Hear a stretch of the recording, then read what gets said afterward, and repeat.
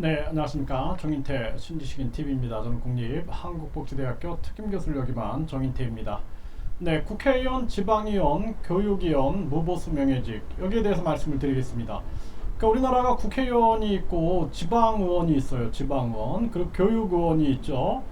그래서 우리가 교육감이라든지 뭐 도지사라든지 대통령이라든지 계속 출근을 해서 업무를 보기 때문에 이제 월급이 있는 거죠. 네, 연봉이 있고 월급이 있는데 이 의원들은 사실상 그런 어떤 고정직 근무를 하는 게 아니죠. 그렇기 때문에 무보수 명예직이 가능하다는 것입니다. 그래서 국회의원, 교육위원, 광역시도의원 그리고 시군구 의원은 실비만 지급하는 거죠. 실비. 뭐 예를 들어서 오늘 뭐 의회 회의가 있다. 또 위에 의회에 감사가 있다. 그러면 그때 실비 뭐 그 교통비부터 해서 그때 참여해서 그날의 수당 같은 게 있겠죠. 네, 그런 거를 지급을 하는 거예요. 참여 안 한 사람은 왜 수당을 지급을 하겠습니까? 그쵸? 그 무보수 명예직이 가능하다라는 거예요. 그러니까 예를 들어서 다른 거죠. 예. 뭐 대통령은 계속 업무를 수행하는 거죠. 업무를 수행하고 도지사도 계속 업무를 수행하는데 이 의원들의 역할은 법을 우리가 통과를 시킬 것이냐 안 통과를 시킬 것이냐 또는 어떤 뭐 감사의 역할 또는 뭐 법을 제정하고 법을 제정을 해서 제안을 할 수가 있겠죠. 이거 국민들도 하는 거예요. 그렇기 때문에 이렇게 하고 그러면은 의원들은 뭘 먹고 사느냐 이렇게 반론을 하는 사람들이 있어요. 그 이해충돌 방지법을 적용하여서 이해충돌이 되지 않는 범위 내에서 겸직을 허용하는 겁니다. 네. 그래서 우리나라 지방의원들이 무보수 명예직이었어요. 그리고 이제 겸직을 허용을 했습니다. 그래서 뭐 자신이 예를 들어서 농업에 종사하고 있으면서 그러면서 그때그때 회의 있을 때만 참석하면 되는 거예요. 네. 그럼 무보수 명예직이 가능한 거죠. 네. 그런데 그 뭐 농업도 하지 말아라 그러면 뭐 생계가 다 끊기겠죠. 그래서 그때 회의 때 그런 실비만 지급을 하면 된다라는 거예요. 기업 단체 후원금은 금지. 지금도 그렇죠. 기업과 단체 후원금은 금지입니다. 왜냐하면 기업 단체 후원금 받았다가 그 기업에 유리한 단체에 유리한 법을 만들어주면 안 되겠죠. 그러니까 위반 시 가중 처벌을 하고 개인 소액 후원금 제도를 허용한다. 그래서 개인들이 지금도 후원금을 낼 수 있죠. 그래서 이준석 대표가 개인들이 뭐 10,000원의 기적이다 이렇게 얘기를 했어요. 이런 후원금은 충분히 가능한 거죠. 그러니까 생활 정치인의 시대가 열리는 거예요.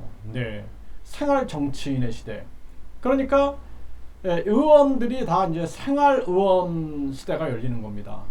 그러니까 뭐 어떤 사람들은 농업에 종사하고 어떤 사람은 어업에 종사하고 어떤 사람들은 뭐 회사를 운영을 하면서 그때그때 회의 있을 때만 뭐 교통비와 실비를 지급받고 나가면 되는 겁니다. 네, 그렇게 해가지고 생활 속의 정치인 시대가 열리는 거예요. 제가 의원을 하신 분이 이제 저랑 얘기를 하면서 항상 하는 얘기가 뭐냐면 의원이 되니까 안 보인대요. 네, 구름 위에 떠 있는 것 같대요. 그래서 밑이 안 보인대요. 그래서 제가 그 얘기를 들으면 느꼈던 게, 야, 이게 생활 정치인이 필요하다. 생활 속에서 정치가 되는 거죠. 아니, 어떻게 보면 저도 생활 속에서 할 일 다 하죠. 강의도 하고, 뭐, 책도 쓰고, 또 뭐 이것저것 제가 여러 가지 일들을 해요.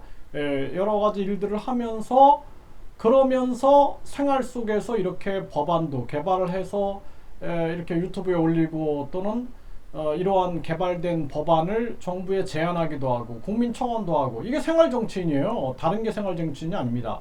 그러니까 생활 정치인 시대가 열릴 수 있다라는 거고 그래서 국회의원을 지금 300명인데 200명으로 우선 줄이고 그 다음에 100명으로 줄이고 50명으로 단계적으로 축소할 수 있다라는 거예요. 그리고 왜 그것이 가능하냐면 이 정보통신 혁명이 일어났죠. 인터넷 시대가 열렸기 때문에 직접 민주주의하고 이 대의민주주의가 공존할 수 있다는 것입니다. 그래서 지방의원 수도 최소화해야 돼요.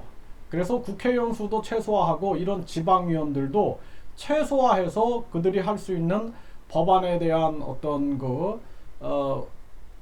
법안을 검토한다든지 또는 법안을 발의한다든지 또는 국민들의 법적인 의견들을 듣는다든지 그런 것들을 할 수 있게끔 하는 거죠.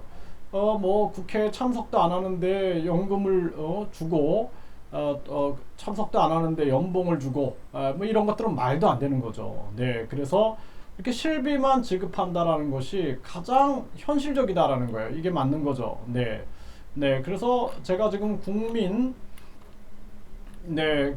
주권 정책, 그래서 모든 권력을 국민에게로, 모든 권력을 국민에게로, 이 주제를 가지고 국민 권익금 설명을 드렸고요. 그 다음에 국민 공천증제 설명드렸고, 정당 지원금 폐지, 정당 공천제 폐지, 그 다음에 이거 삼권 분립, 중앙 선관위, 판사 금지, 국민 입법제, 국민 법률 제정제, 그 다음에 공무원 국민 해임제, 공무원 사전 민간 기업 3년 취업제, 헌법재판소 폐지와 대안 말씀을 드렸죠. 그 다음에 위헌법률 제정 책임제, 그리고 헌법소원 변호사 강제주의 폐지, 그래서 국민헌법소원제, 공직자 퇴직 후 선출직 3년 출마 금지. 그러니까 이 장관 차관 한 사람들은 3년까지 출마 금지이기 때문에 판단 잘해야 됩니다. 그리고 국회의원 4년 중임제, 대통령 4년 중임제, 지자체 단체장, 지방의원 모두 4년 중임제. 네, 그리고 대통령 국회의원 선출직 공직자 출마 연령 상한제. 그래서 뭐 예를 들어 대통령 75세까지, 국회의원 및 다른 선출직은 65세까지. 그리고 국회의원들, 교육위원, 지방의원들 무보수 명예직으로 한다. 실비만 지급한다라는 거죠. 그래서 현실적인 대안을 설명을 드렸습니다.